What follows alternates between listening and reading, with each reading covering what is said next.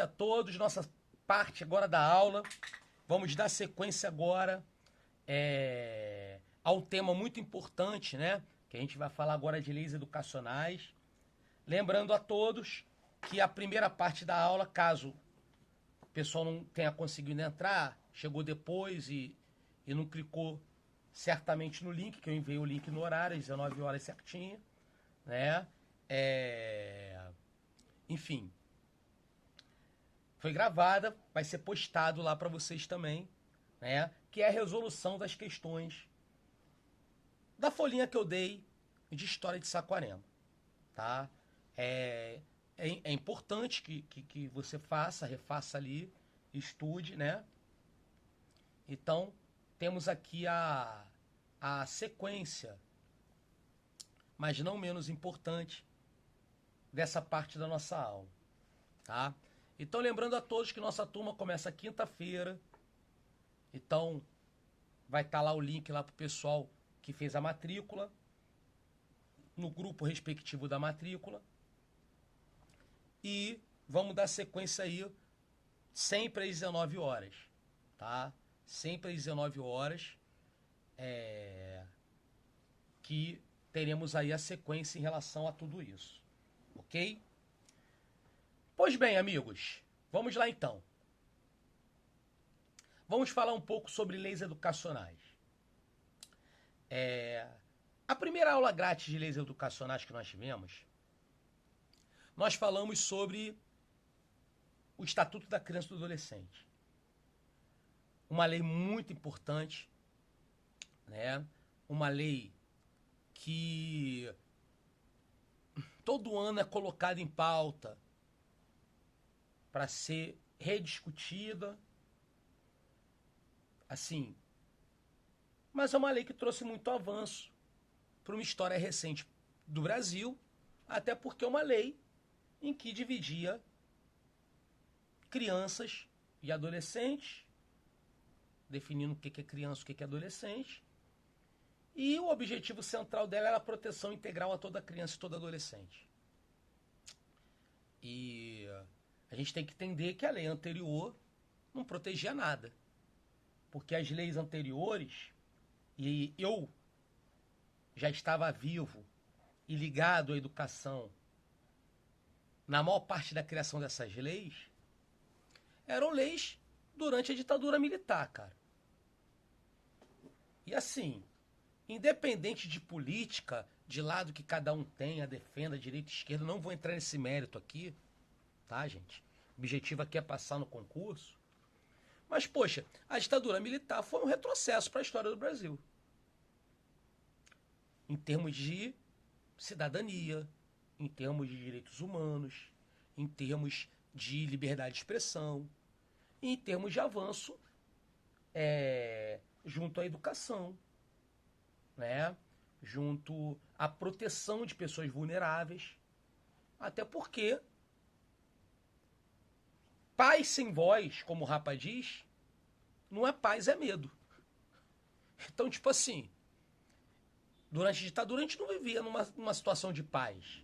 A gente vivia numa situação de medo, porque era uma paz sem voz. Ponto. Então, por que eu estou falando tudo isso? Porque a ditadura militar acaba em 85. Em 88 nós temos a criação da nossa Constituição Federal, né? Que cria a obrigatoriedade da educação básica, ok? Na nossa Constituição de 88.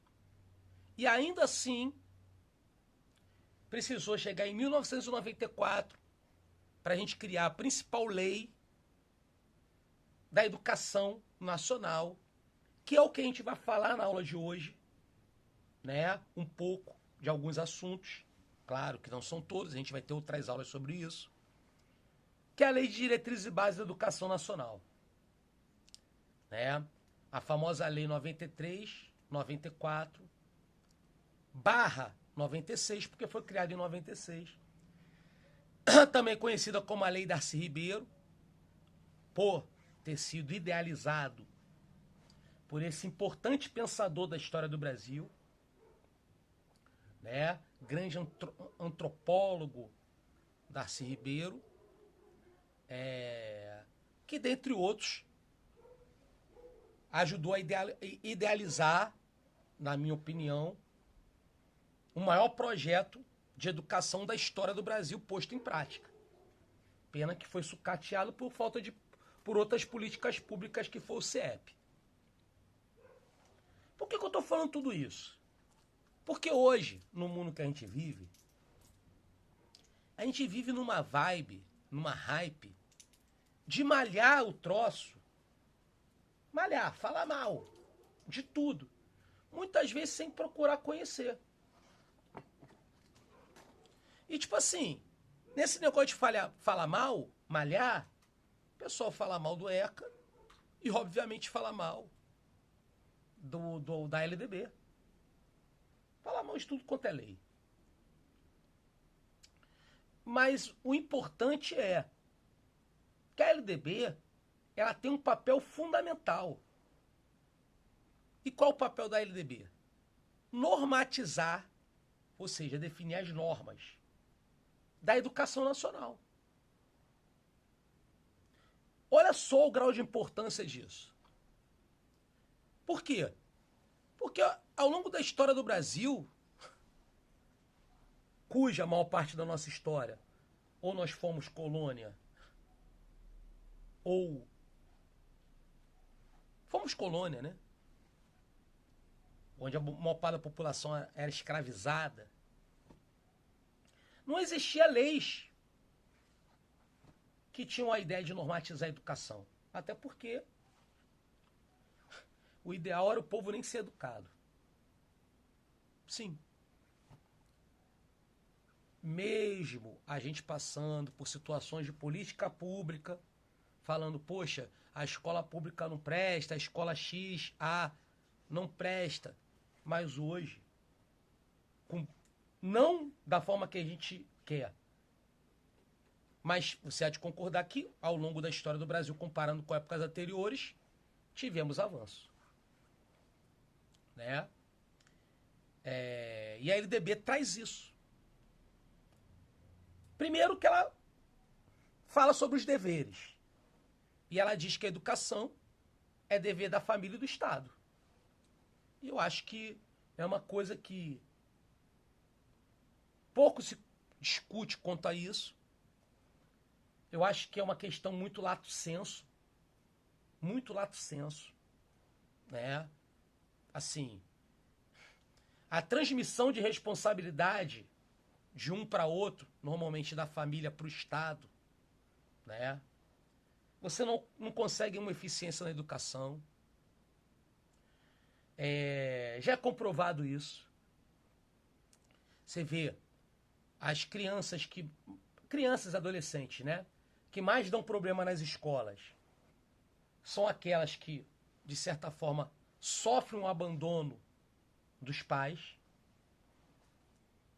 E você vê isso muito refletido, principalmente em reunião. Porque quando você chama para reunião de pais, os pais dos mais, entre aspas, problemáticos são os que não vão. Então, assim, em 96 a gente já tem um pensamento, já havia um pensamento claro sobre isso. Né? Que a educação é dever da família e do Estado. Ponto. Simples. Educação, a matrícula é obrigatória. A matrícula é obrigatória na pré-escola aos 4 anos. Essa é uma mudança de 2008. Antes, a matrícula ela era obrigatória apenas no ensino fundamental. Tá? Mas com a mudança, no caso o avanço, né, em 2008, entendemos que a matrícula tem que ser obrigatória na pré-escola, aos 4 anos de idade. Ok? Característica. Se a gente está falando de pré-escola, a gente tem que falar exatamente sobre o quê? Sobre os níveis. e sobre as etapas da educação. Correto? Então a gente tem que entender que a gente tem um nível básico e o superior. O nível básico, né, é a educação obrigatória, basicamente. Né? A maior parte corresponde à educação obrigatória. E o nível superior é a faculdade, é a graduação, a pós-graduação. O que não nos interessa é estudar porque não cai em Saquarema. No entanto, o que nos interessa é o que a gente vai falar agora, é que na educação básica nós temos as etapas da educação básica, que são os subníveis, são etapas da educação básica. E ali você tem, né, a educação infantil, o ensino fundamental e o ensino médio. Então, corresponde à educação básica, à educação infantil, o ensino fundamental e o ensino médio. A educação infantil, ela tem divisões. Ela tem uma divisão. E a divisão estabelecida na educação infantil é creche e pré-escola. Creche para todo ser humaninho de 0 a 3 anos. Pré-escola para todo ser humaninho de 4 a 5 anos. Aos 6 anos, o ser humaninho vai progredir para o ensino fundamental. Por que, professor Anderson, você está afirmando que ele vai progredir? Por quê? Porque educação infantil não tem retenção. Então, ó, é muito importante. Anota no seu caderninho. Isso é muito explorado. Educação infantil não retém. Ah, professor Dionísio, não retém porque não tem avaliação? Opa, não estou falando isso não, irmão. Estou falando isso não. Toda educação tem que ter avaliação. Só que no caso da educação, caso específico da educação infantil, é uma avaliação diferente. Como assim diferente? É uma avaliação que a gente entende, é cobrada em prova como observação e registro. E na prática, aqueles que trabalham na educação infantil, a gente tem o hábito de falar que é a chamada educação, avaliação de relatório. Mas que o nome técnico é observação e registro. Que você faz ali aquele relatório de cada aluno, ok? E ele sim vai progredir lá para o ensino fundamental. O ensino fundamental é, sem sombra de dúvida, a etapa mais longa da educação básica. Porque o ensino fundamental, ele corresponde a 9 anos. Ok? Então, é importante que você saiba disso. Isso é muito importante, tá, gente? Então, o ensino fundamental, que é a etapa mais longa da educação básica, tá? Educação básica, cuja matrícula é obrigatória aos 4 anos de idade, na pré-escola, né? Educação básica que se divide em educação infantil, né? Que se divide em pré-escola, creche pré-escola, ensino fundamental, ensino médio, correto? Tem no ensino fundamental, né, a maior etapa, a que demanda mais tempo, porque corresponde a 9 anos, ok? O ensino fundamental tem vários objetivos que são básicos. E que para aqueles que trabalham normalmente, né, na educação pública, são objetivos que são grandes desafios, né, gente? E aqueles que são cobrados em prova é o pleno domínio da leitura, escrita e do cálculo, correto? É fundamental, né? É importante, o ensino fundamental, ele tem por objetivo isso, né? Bem como o fortalecimento de vínculos familiares, né? Então são características que são desafiadoras, né? Por que são desafiadoras? Porque a gente está falando de uma época e uma geração em que a exceção se torna a regra. E a cada ano que passa, se constitui como maioria famílias que são famílias disfuncionais,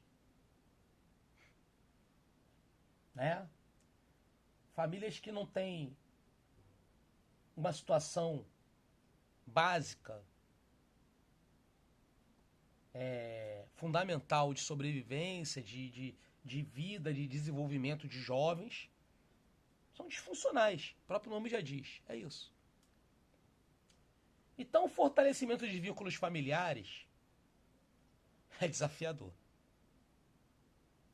E o pleno domínio da escrita, leitura e do cálculo também são situações desafiadoras.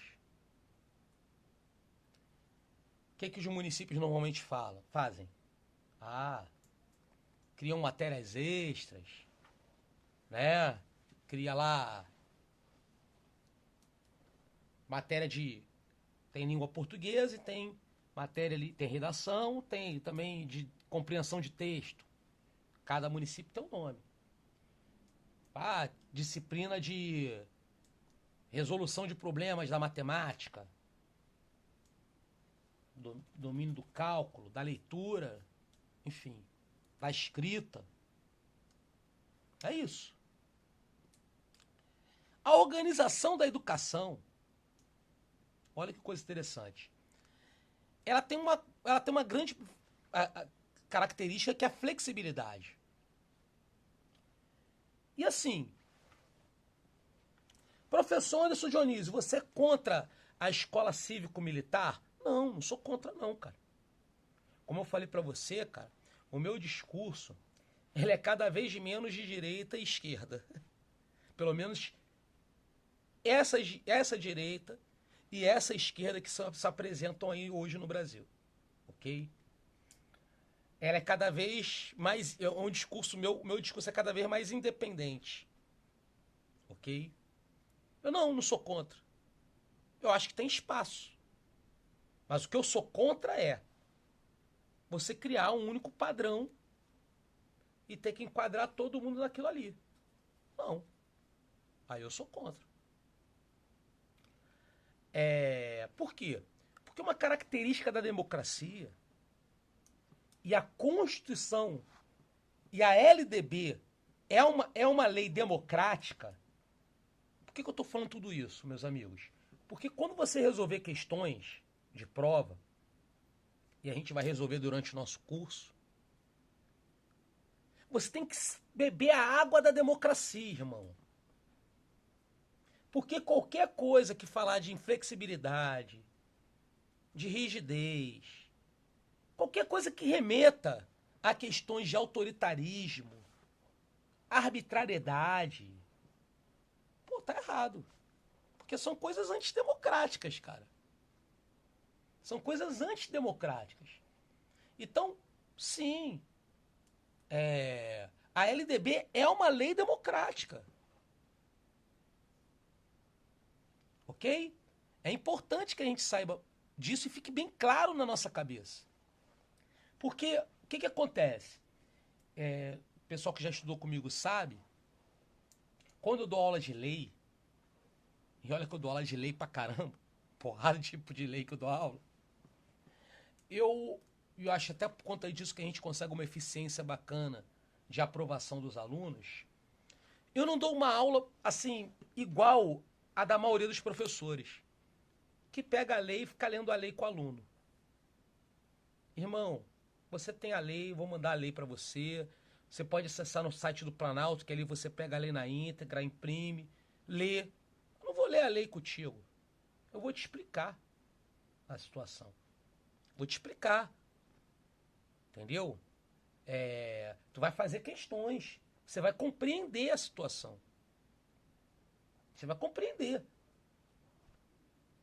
Você não precisa ler artigo por artigo. É você ter uma compreensão de todo o sistema legal. E aí, com isso, você acerta as questões de prova. Porque, embora você não tenha encontrado lógica, tudo tem uma lógica. Tudo tem uma razão de ser. E as leis também. Inclusive, obviamente, a lei que a gente está estudando hoje, lei educacional, no caso LDB. Tá? Então, ela sim, ela tem um viés democrático. E esse viés, ele vai fazer com que haja uma flexibilidade.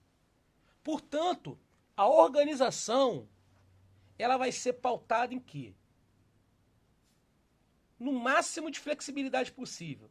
Você pode organizar, né, em ciclo, série, misto, períodos. Ok?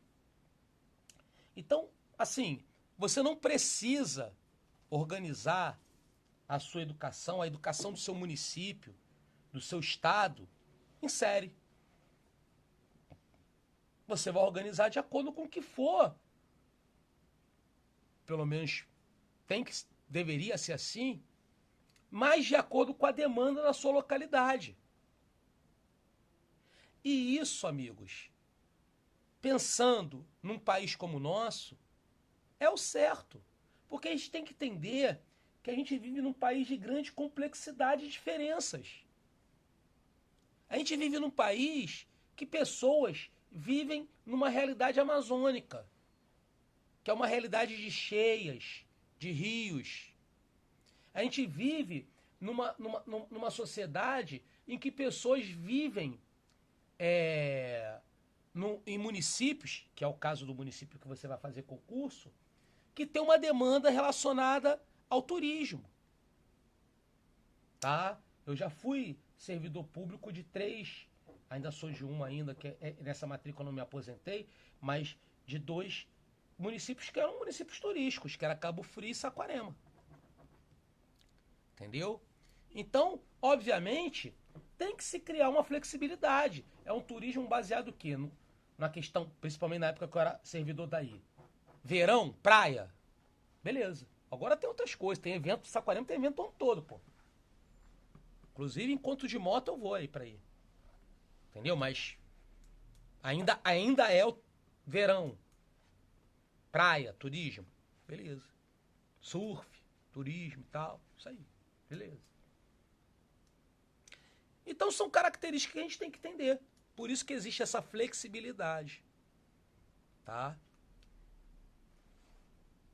No entanto, tem que ter regra geral. Você vai organizar de acordo com o que for de atendimento da sua demanda, da demanda local? Sim. Mas, você tem que ter uma carga horária ali mínima. Não é qualquer carga horária. Você tem que ter uma carga horária mínima.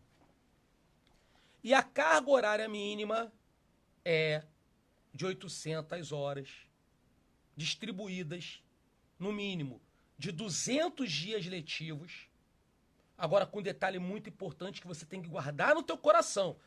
Guarde no seu coração, excetuando exames finais. Ok? Então, não conta como carga horária exame.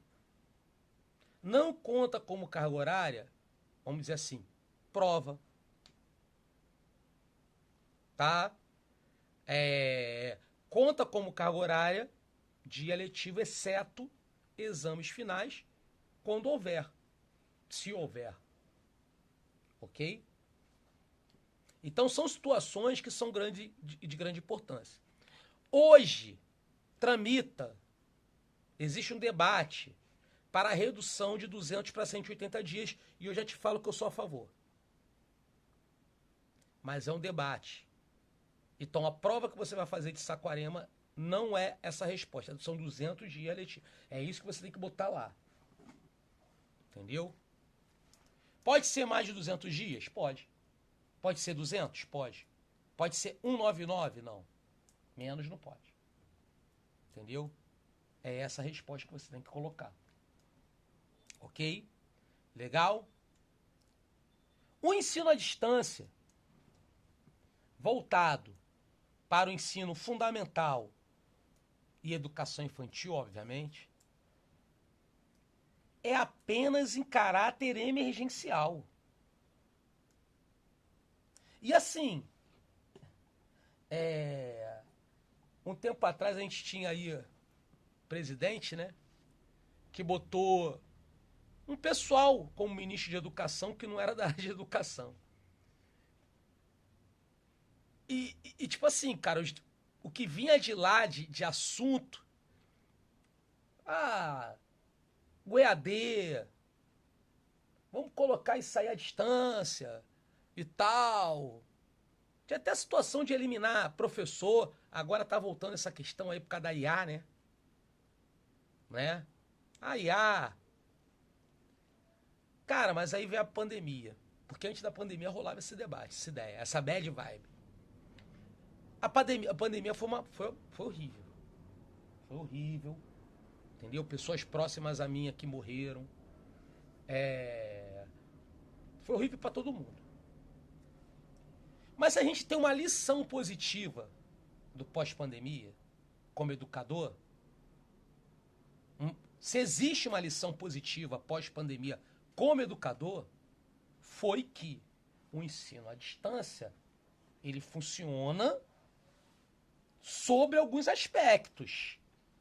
Professor Dionísio, porra, você tem um curso à distância, que no caso, inclusive, se tornou à distância por causa da pandemia, porque era presencial, tanto que eu tenho muitos alunos aqui que estudaram comigo em presencial, chegou a ser 9 unidades no Rio de Janeiro.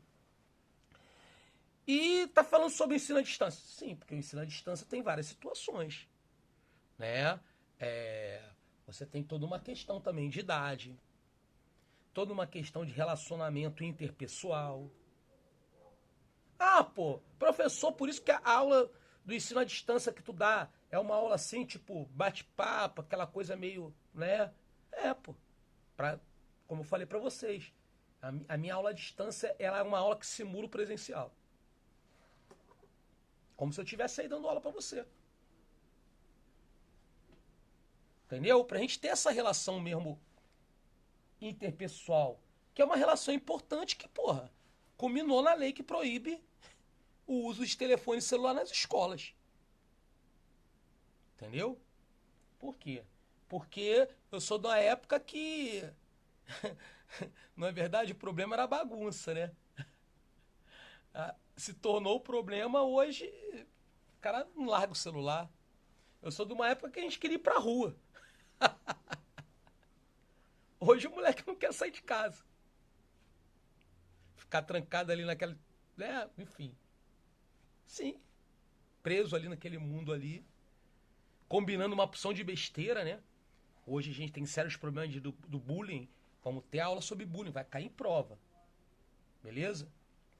Inclusive, até hoje, uma preocupação muito com toda essa questão ligada também à mulher.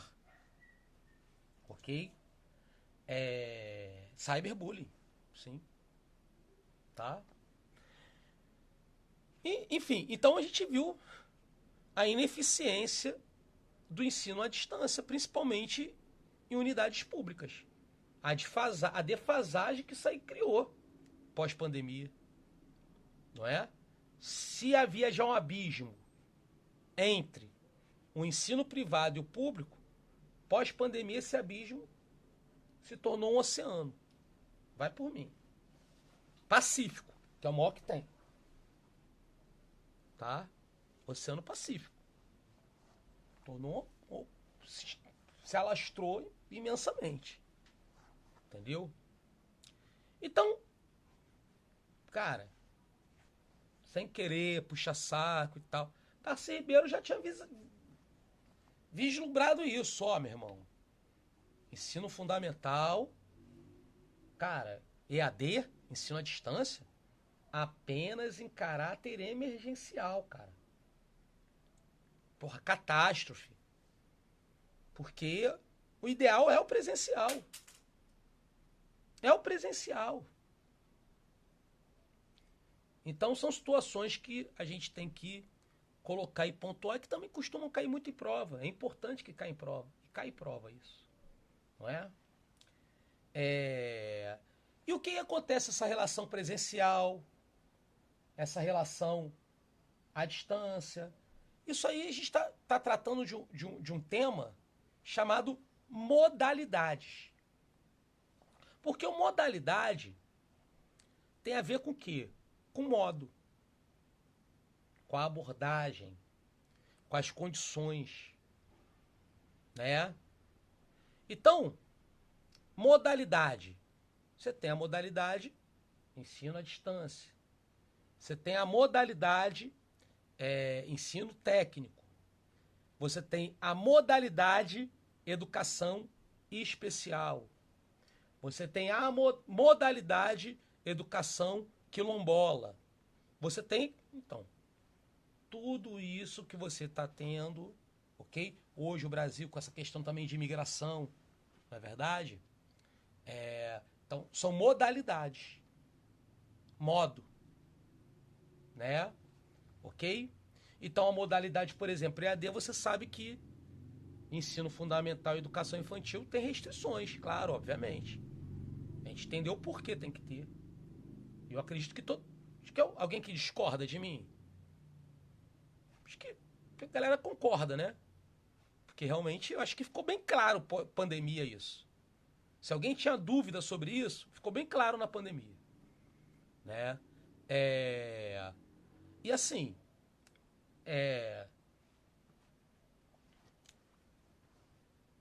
o ensino, o EJA, o ensino de jovens e adultos. O EJA é uma modalidade. Então, a modalidade, ela vai ter critérios para que você siga naquela modalidade. No caso do ensino à distância para o ensino fundamental, é emergencial. No caso do EJA, da educação, melhor, no caso da educação especial, é que a matrícula seja preferencialmente na rede regular. Essa é a exigência básica. E a educação especial, ela é voltada para quem? Para todas aquelas pessoas de necessidades especiais. Que são pessoas com transtornos neurológicos, neurodivergentes, deficientes físicos, pessoas com superdotação, pessoas com altas habilidades. Por quê? Porque a LDB, e isso é uma característica democrática, tá?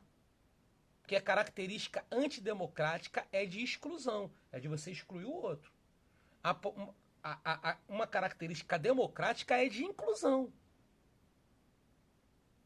E a inclusão, ela parte de qual princípio?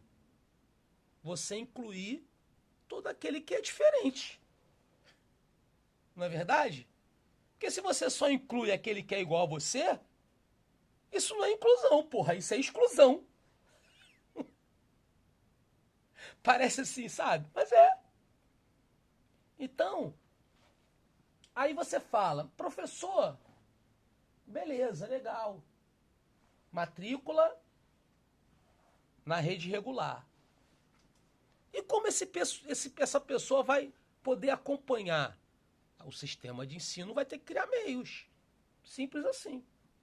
O sistema de ensino que vai ter que criar meios. Entendeu?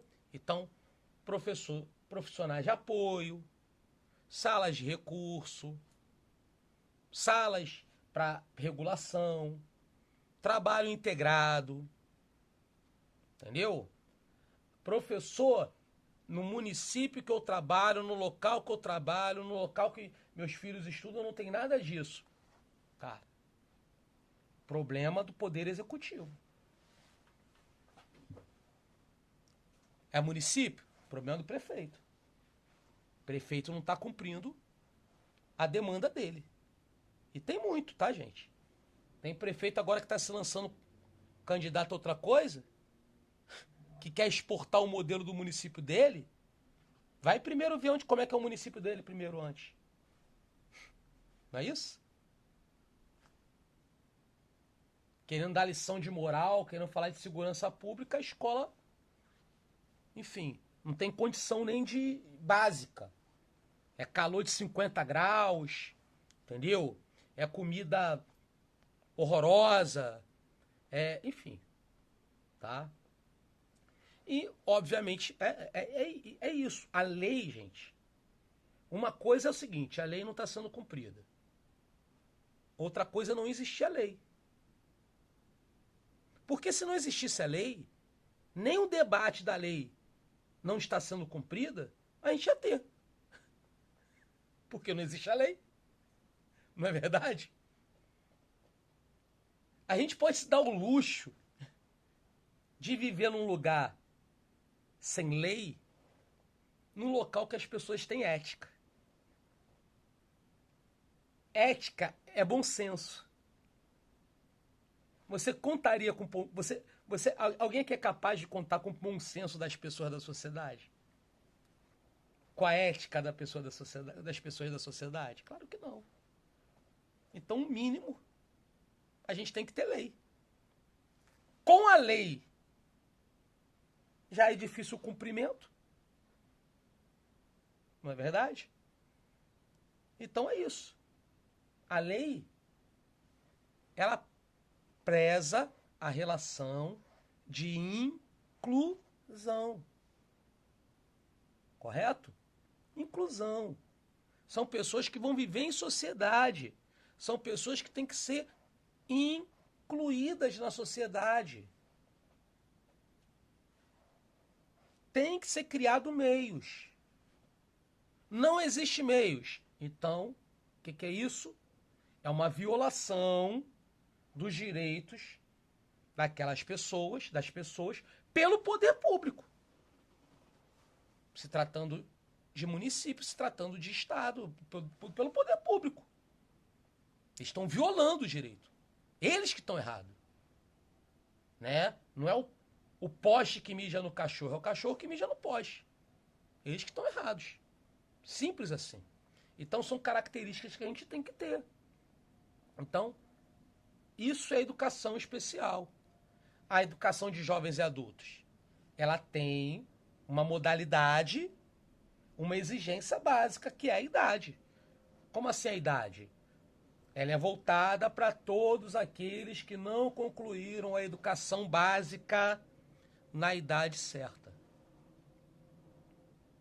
E qual seria essa idade para a sua matrícula? Acima de 15 anos, então se o moleque tem 15 anos e um dia, ele pode se matricular no EJA do ensino fundamental.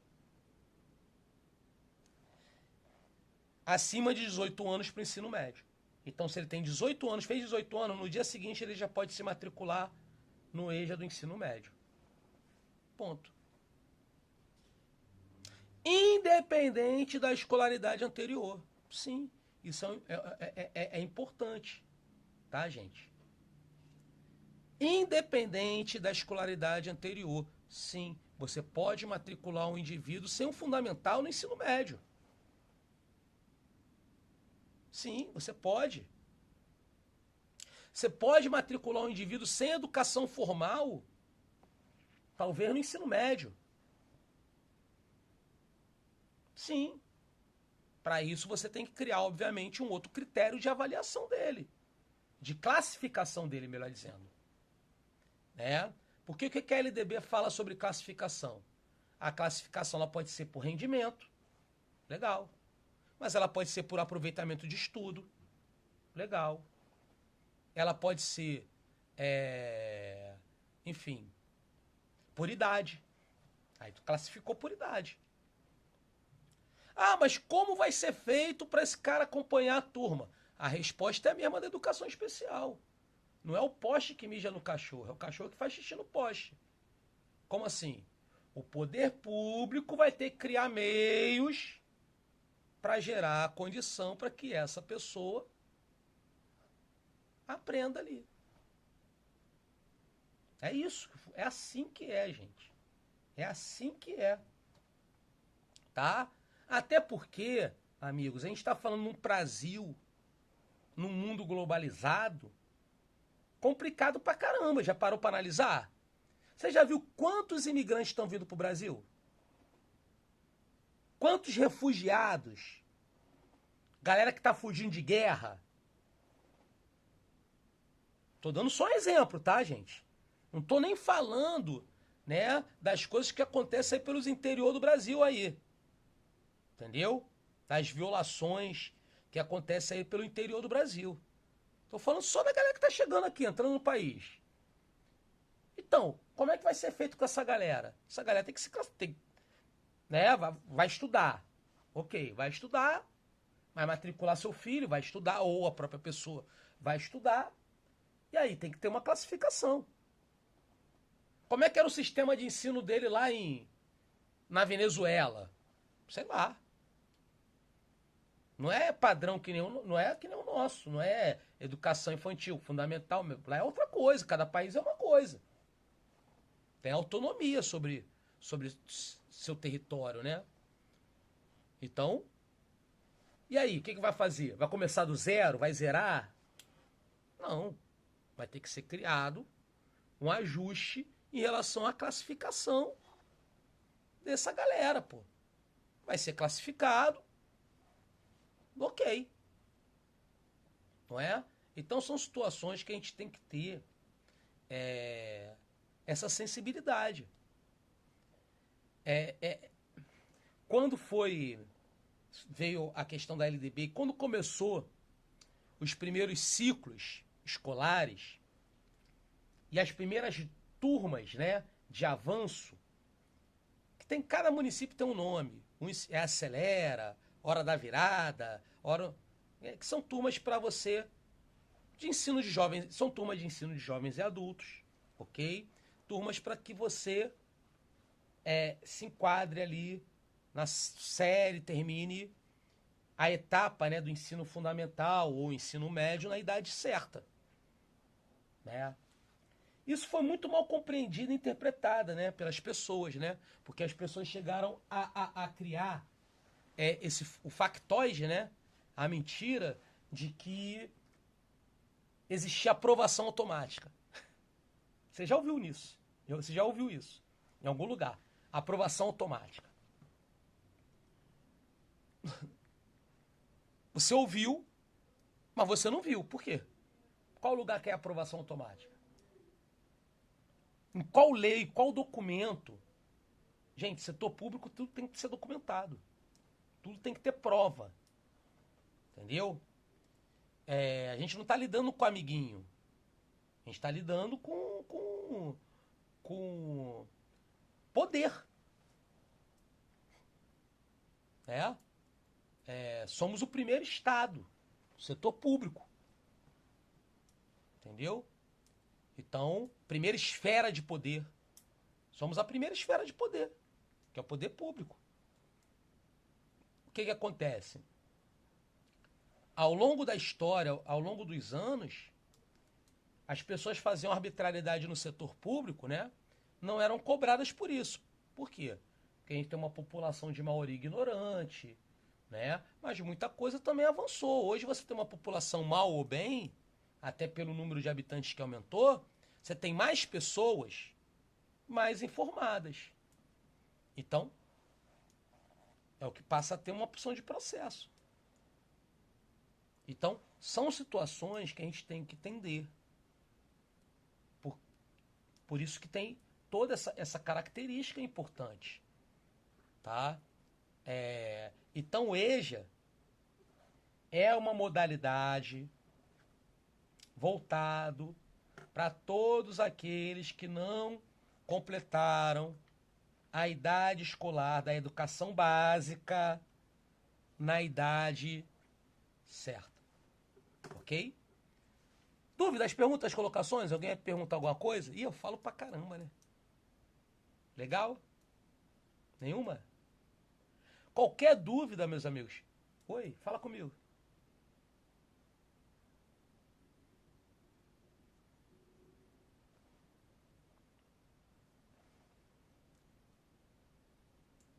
Não, vai ser colocado. Tá bom, sim. Nossa, mas é. Caramba, mas tinha um. É, caramba, mas tinha um link. Teve gente que conseguiu acessar. Eu não sei se tem algum problema no sistema para outros, mas não tem problema não. Qualquer coisa foi gravada a aula, eu vou postar ainda hoje. Uhum. Caramba, que coisa, não? É. E assim, porque essa aula também, essa primeira, ela foi mais ou menos uma aula muito atípica, né? Porque foi uma aula praticamente de resolução de exercício. Que normalmente eu não faço uma aula só de resolução de exercício. A não ser se for turma de resolução de exercício. Porque eu normalmente sempre faço exercícios, né? No final da aula. Não, mas não tem problema não. A aula foi gravada, tá? Foi gravada que eu nem sabia. Eu dei aula normalmente. Tô aqui amarradão dando aula. É, pois é. É. Entendi. É porque eu tô sem o computador aqui, né? Que eu normalmente uso o computador no WhatsApp, né? Abro aqui no WhatsApp. Mas o que acontece? Não tem problema não. Vou enviar para vocês o link das duas aulas, bem como o dessa aula agora. Tá bom? Tá? Show de bola. Enfim, então, são características que são importantes você saber. Beleza? Professor, maneiro, gostei, tua explicação, legal a beça. Só que eu quero prática. Tudo isso que você falou, o que eu tenho que saber? Primeiro, primeira coisa, que a educação se divide em níveis, e nível você tem educação básica e ensino superior. Ponto número um. Ponto número dois. A educação básica tem divisão sim, e a divisão é educação infantil, fundamental, médio. 3.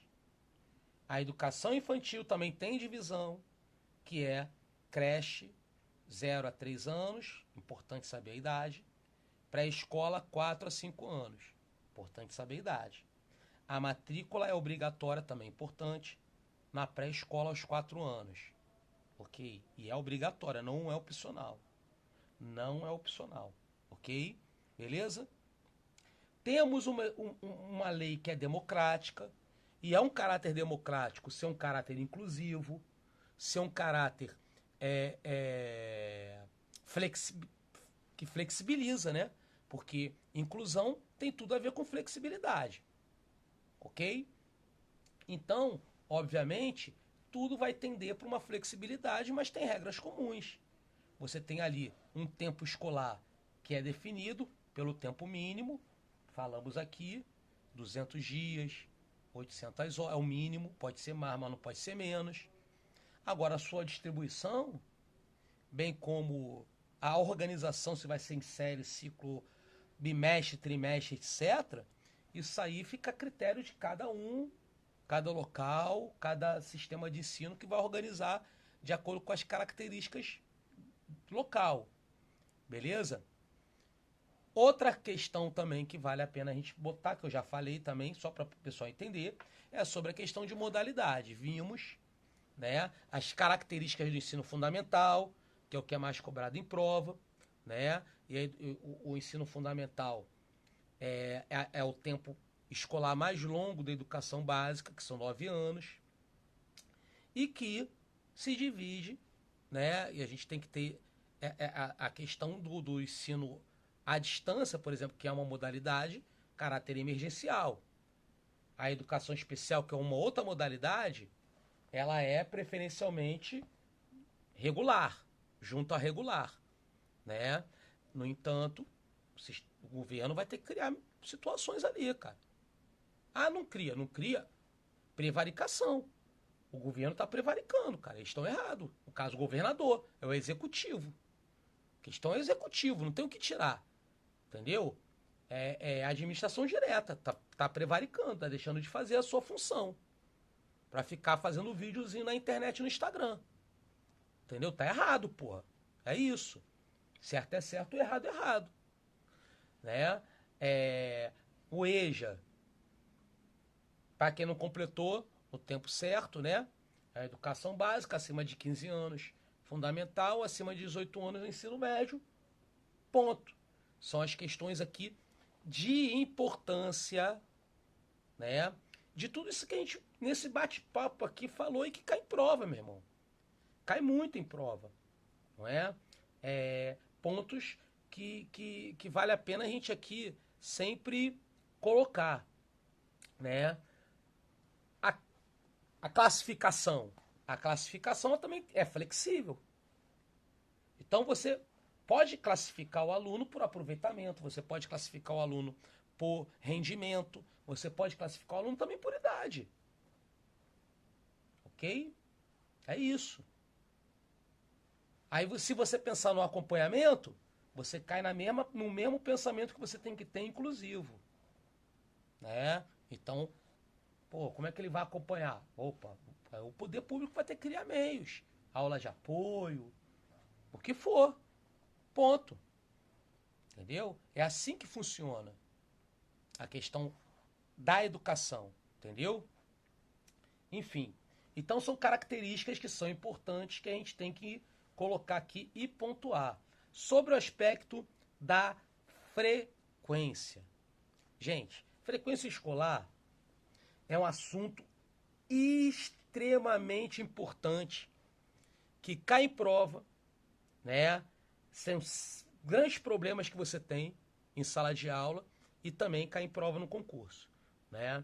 Você tem a frequência mínima para o ensino, para a educação infantil. A frequência mínima para a educação infantil é de 60%. A frequência mínima para o ensino fundamental e médio é 75%. No entanto, olha só que situação, né? Na escola que eu ainda estou em ativa, OE, né? Orientador. O que acontece? Quando você atinge 50% das faltas permitidas em lei, é dever da escola notificar o conselho tutelar. Então, quando o aluno atinge 20% na educação infantil, 20% é 50% dos 40% permitido, correto? Né? Porque a frequência é de 60 lá, então sobra 40. É a obrigação do conselho tutelar. No caso, quando ele atinge, né, 50% dos 25%, que seriam 12,5% no ensino fundamental ou médio. Tem que notificar o conselho tutelar.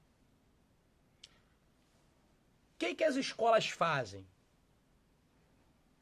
Para não notificar de cara o conselho tutelar, porque a lei é essa. Essa é a lei. Está fazendo cumprimento legal. Entendeu? Notificar quando chegar a 50%. Antes disso, quando tá vendo que tá faltando muito, normalmente as escolas têm um critério de busca ativa do aluno, que é tentar entrar em contato com os pais do aluno para saber o que está acontecendo. Por quê? Porque atingindo essa cota de 50%, aí é papel do conselho. Isso cai em prova, tá, gente? É papel do conselho tutelar. A escola não cumprir o seu papel. Você está praticando prevaricação, crime contra a administração pública. É crime. Você está deixando de fazer o seu papel. Entendeu? Então essa relação de frequência, né, frequência escolar, é uma relação muito importante, né? Até porque a gente tem que entender, gente, que a escola, ela exerce um papel muito grande também até de controle social, né? Se você parar para analisar, a gente tem que entender que a escola, o cara tá na escola, o cara tá comendo. Quer dizer, provavelmente muitos ali não teriam a nutrição. Muitos ali não têm a nutrição fora da escola que tem na escola. Entendeu? O cara tá na escola, o cara tá ali mal ou bem, não tá fazendo besteira na rua. Né? Então, assim, para finalizar nossa aula, muita coisa a gente tem que avançar na educação, muita coisa. É. Mas assim, a gente não avança jogando tudo que é bom e tá aí e é certo fora. A gente avança o quê? Criando critérios, vendo que vale a pena, ó. Vamos manter isso aqui, vamos construir em cima disso aqui, que já existe, né? Mas funciona bem. Não é descartando tudo, né? Porque a gente vive numa sociedade, cara, e assim, o que está acontecendo? A geração atual está crescendo, gente. E a geração atual hoje, muitos já são adultos, né? E é uma geração muito imediatista, né? Essa galera digital. Que veio do mundo digital. A gente, muitos aqui, eu no meu caso sou do mundo analógico, né? Passando para o mundo digital. Então a gente normalmente tem uma paciência maior com as coisas, não é? Mas essa galera é uma galera muito impaciente, muito expansiva e muito assim. Pô, tem que jogar tudo fora porque nada presta. E assim, a construção ela não parte necessariamente de uma desconstrução. Então é importante a gente ter esse equilíbrio. Porque a partir do equilíbrio, a gente cria um bom senso, né? E a partir do bom senso a gente avança, né? Com uma possibilidade menor de falhas. Porque a relação que a gente tem que ter, né, com as leis educacionais, com a educação, com o que está lá, é essa relação de bom senso. A gente vai, obviamente, trilhar esses assuntos, esmiuçar cada vez mais, com tudo que está no edital, bacana, completo, durante as nossas turmas. E a nossa turma começa quinta-feira. Então, quinta-feira, aquele que puder acreditar, vem aí pro Projeto 100. Precinho não tá caro, tá legal, pode parcelar, beleza? O curso completo vai valer a pena, vai ser o melhor investimento que você fez. Você vai lembrar disso quando tu receber o seu primeiro salário lá da prefeitura. Tu vai falar assim, nossa, caramba, investi aqui uma mixaria, tô aqui recebendo aqui meu salário aqui, e alcançar a sua estabilidade, né, gente? Também vale muito a pena. Então, eu desejo para todos aí uma excelente noite. Lembrando a todos que o link tanto dessa aula quanto da aula anterior da gravação é o link que vai ser postado ainda hoje aí no grupo de vocês para que você possa ver, né, ou rever qualquer detalhe da aula de importância. Eu vou postar inclusive as aulas anteriores para caso o pessoal tenha perdido, tá, gente? O valor do curso, né, o curso completo é uma taxa única de R$ 200 para séries finais e 250 para séries iniciais, beleza? O curso são terças e quintas, ao vivo, né? Se é ao vivo, é terça e quinta à noite, sempre nesse horário, tá? E no caso de séries finais, séries iniciais, vai ter algumas quartas também, né? Por cada parte específica. Por isso que tem R$ 50 a mais. Beleza? E preparação aí pra você aí, com todo o material, com tudo. Bacana. E sucesso pra todos. Tá bom, gente? Vai ter português, redação, sim. Redação, inclusive, com uma aula que eu dou. São 2 aulas de redação, que é uma aula técnica com a professora de língua portuguesa e a outra aula comigo que eu vou ensinar para vocês várias situações, dentre as quais a questão do caveirão aí que todo mundo me cobra, né? Que é o lance lá de ensinar pra galera como é uma redação de concurso. Você não pense, tá, gente, que redação de concurso pro magistério é igual redação de Enem, que não é. Você vai chegar lá e você vai ficar reprovado, ok? Então é importante isso, tá? Um conselho que eu te dou, tá? O maior patrimônio que você tem é o tempo, cara. Então você não pode perder tempo. Porque, pô, o dinheiro muitas vezes ele não vale a questão do tempo, né? Então, porque o dinheiro você conquista. O tempo você não vai conquistar, entendeu? Então, aí você perde, Deus livre e guarde, você perde esse concurso. Quando vai abrir outro pra lá? Teu sonho é ir pra um local melhor, morar e o caramba, ficar lá. Quer dizer, né? É um tempo que foi perdido. O pessoal que queria trabalhar, por exemplo, no Estado. O último concurso do Estado foi agora, foi 2014, sei lá. Eu tinha turma lá pra eles. Não abriu mais, tem mais de 10 anos que não abre concurso, não abriu concurso para lá. E aí? Então, e as coisas estão ficando cada vez mais difíceis, mais sinistras, mais esquisitas, né? Então, se você puder aproveitar, né, esse momento aí de conseguir a sua estabilidade, ótimo, porque, assim, vale muito a pena. Eu sou servidor público concursado, tá? Não sou vendedor.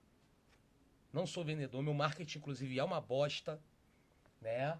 Mas, assim, sou servidor público concursado e, assim, indico para você o caminho que você vai trilhar, que é o caminho que eu trilhei, até porque eu já fui servidor lá de Saquarema, da prefeitura.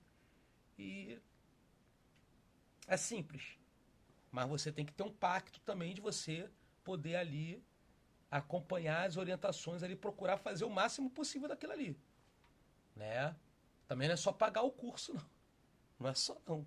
Você tem que ter um compromisso também, porque senão também não adianta. Não adianta. Você vai perder tempo. E aí, nesse caso, perde tempo e dinheiro. Entendeu? Tá bom? Então, ó, beijo do professor. Até o nosso próximo encontro. Tchau, tchau, gente.